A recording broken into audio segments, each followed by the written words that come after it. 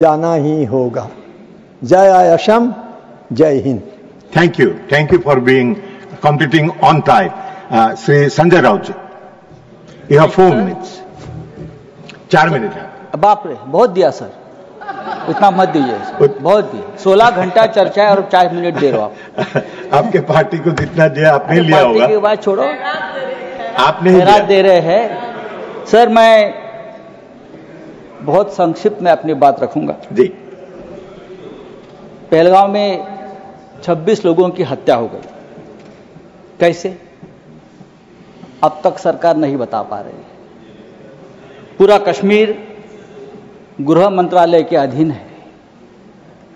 370 हटाने के बाद कश्मीर को केंद्र शासित प्रदेश बना दिया।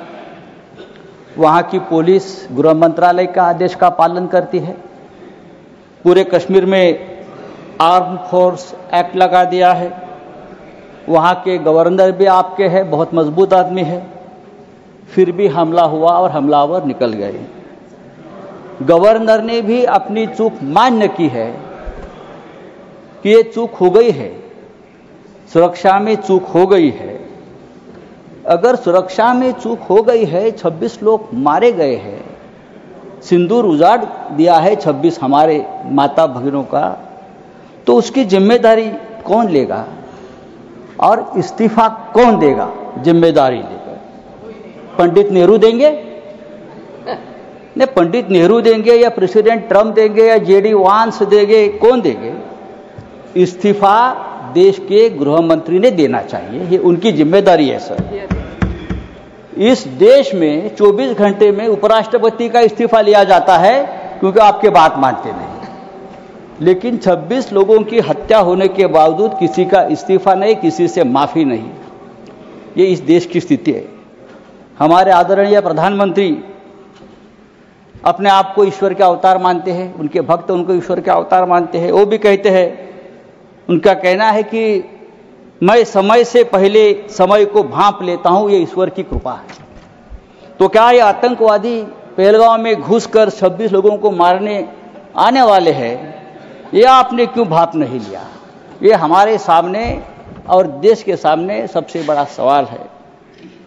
मैं कांग्रेस के हमारे जो नेता है उनसे कहना चाहता हूं, मेरे बाजू में बैठे हैं,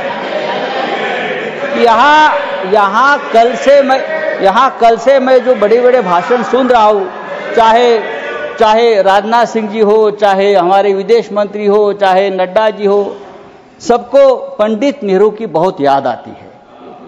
पंडित नेहरू हो, सरदार पटेल हो, भूतकाल में बहुत घूमते हैं आप लोग। पंडित नेहरू उन्हें सोने भी नहीं देते और जीने भी नहीं देते। सरदार पटेल की भी याद आती है।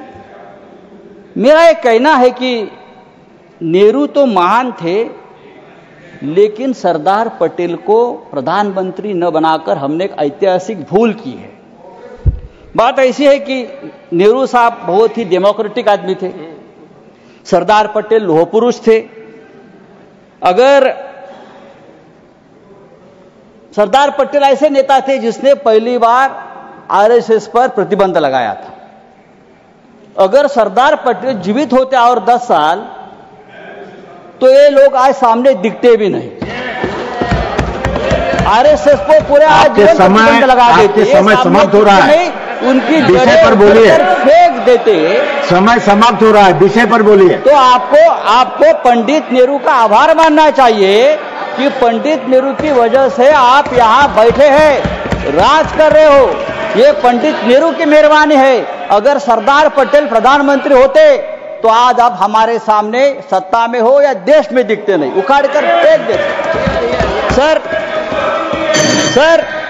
नहीं सर, सरकार ने आपका समय समाप्त हो गया। मैंने बोला था आपको, लेकिन आप उलझे हुए थे। मैंने आपको बोला था, सरकार बोल रही है समय समाप्त हो गया आपका। हमारे अब मैं नेक्स्ट स्पीकर बुलाऊंगा। पाकिस्तान हमारे सामने गिड़गिड़ा रहा था, हाथ जोड़कर हमसे रिक्वेस्ट कर रहा था कि सीजफायर कर लीजिए, युद्ध विराम कर लीजिए। अगर युद्ध विराम किया है तो युद्ध विराम के बदले में हमको क्या मिला? आप मुझे बताइए। बात तो पीओके पर होनी थी, क्या आप समाप्त रोके कीजिए, मिला? समाप्त कीजिए। धन्यवाद। कम से कम जो कुलभूषण जाधव 15 साल से उस जेल में तड़प रहा है भारत का, उसको तो छुड़ाना चाहिए था। एक तो बात करनी चाहिए थी, हमारा कुलभूषण जाधव स्पीकर बुला रहा हूं संजय राउत जेल में आप सीनियर मेंबर 15 हैं, साल आप से समाप्त कीजिए। तड़प रहा है, उसकी तो मांग होती। अशोक राव हमारे सावंत। पास से अशोक मछुआरे Rao Shankar Rao Sawant. Nothing will go on record except धन्यवाद उपसभापति